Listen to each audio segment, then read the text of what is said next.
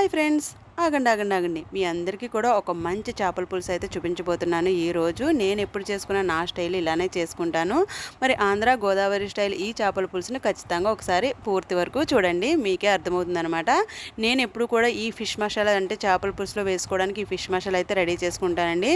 ఈ ఒక్క మసాలా ఉంటే చాలు, చేపల పులుసు చాలా బాగుంటుందన్నమాట. నేను ఎప్పుడు కూడా ఇదే యూజ్ చేస్తాను. ముందుగా చూసారు కదా, ధనియాలు, జీలకర్ర, లవంగాలు, యాలకులు, దాల్చిన చెక్క వేసుకుని అవి ముందు కొంచెం ఫ్రై చేసుకున్నానండి. ఫ్రై చేస్తున్నప్పుడే అరోమా చాలా బాగా వస్తుందన్నమాట.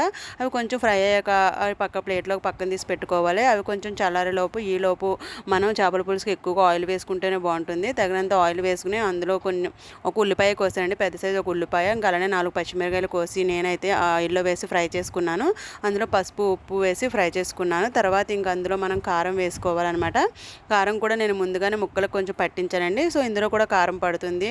నాన్ వెజ్ అంటేనే కారం ఎక్కువగా ఉండాలి కదా, చేపల పులుసులో కూడా కారం ఘాటుగా ఉంటే మాత్రం చాలా బాగుంటుంది. ఇందులో నేను అల్లం వెల్లుల్లి పేస్ట్ కూడా వేసానండి, అదైతే వీడియో తీయలేదు.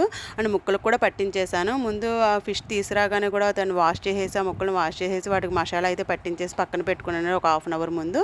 తర్వాత ఈ ప్రాసెస్ అంతా అయ్యాక ముక్కల్ని ఇంకా అందులో వేసేసి కొంచెం సేపు అయితే మగ్గనివ్వాలండి. సో చూస్తున్నారు కదా, వీడియోలో చూపించిన విధంగా ముక్కలన్నీ అందులో వేసుకుని కొంచెం అటు ఇటు కూడా టర్న్ చేసుకుని మగ్గాక మనం అయితే ముందుగా పులుసు తీసి పెట్టేసుకున్నాను. నేను ఎంతైతే తగినంత చింతపండు అయితే తీసుకున్నాను, పెద్ద నిమ్మపండు సైతం చింతపండు అయితే తీసుకుని నానబెట్టి పులుసు అయితే తీసి పక్కన పెట్టేసుకుని దానికి తగిన వాటర్ కూడా నేను అందులోనే పోసేసుకున్నానండి. విడిగా వాటర్ అయితే ఏమి యాడ్ చేయలేదు నేను పులుసులోను. చింతపండు పులుసులోనే వాటర్ కూడా వేసి మొత్తం ఆ పులుసు అంతా కూడా అందులో వేసేసుకోవడం అనమాట.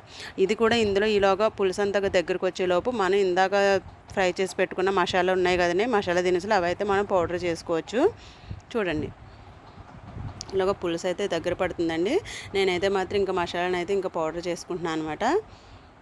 చూస్తున్నారు కదా, నిజంగా జలుబు చేసినప్పుడు కానీ మనకి పులుసు వేసుకుని తింటే వేడివేడిగా తింటే జలుబు దెబ్బగా పారిపోవాల్సిందేనండి, అంత బాగుంటుంది అనమాట. ఎందుకంటే మనం ఇందులో దాల్చిన చెక్క వేస్తాం కదా, ఆ దాల్చిన చెక్క స్మెల్ తింటుంటే చాలా బాగా వస్తుంది.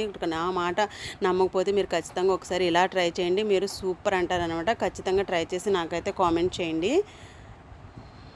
సో చూస్తున్నారు కదా, నేనైతే ఎక్కువగా స్టోర్ చేసుకోవడానికి చేసుకున్నానండి. అప్పటికప్పుడు కావాలంటే మనం కొంచెం తక్కువ క్వాంటిటీలో అవన్నీ తీసుకుని చేసుకున్నా అప్పటికప్పుడు వేసేసుకున్నా పర్లేదు. నేనైతే కొంచెం స్టోర్ చేసుకోవడానికి అంటే ఫర్దర్గా కూడా నాకు ఉండడం ఉంటుందని చెప్పేసి నేనైతే ఇంకా స్టోర్ చేసేసుకున్నాను. గాలి చొరపని డబ్బాలో వేసి స్టోర్ చేసుకుంటే మనకి ఎక్కువ రోజులు నిల్వ ఉంటుంది. సో ఫైనల్గా పులుసు అంతా దగ్గరికి వచ్చేసాక ఆ మసాలా కొత్తిమీర వేసుకుని గార్నిష్ చేసుకుని దింపేస్తే ఇంక సరిపోతుందండి. పులుసు అయితే మాత్రం చాలా బాగుంటుంది. ఒకసారి ఖచ్చితంగా ఇలా ట్రై చేసి చూడండి, మీరు సూపర్ అంటారు. ఓకేనా, వీడియో నచ్చితే ఖచ్చితంగా లైక్ చేయండి. కొత్తవారు ఎవరైనా మన ఛానల్ని చూస్తే మాత్రం ప్లీజ్ తప్పకుండా సబ్స్క్రైబ్ చేసుకోండి. Thanks for watching.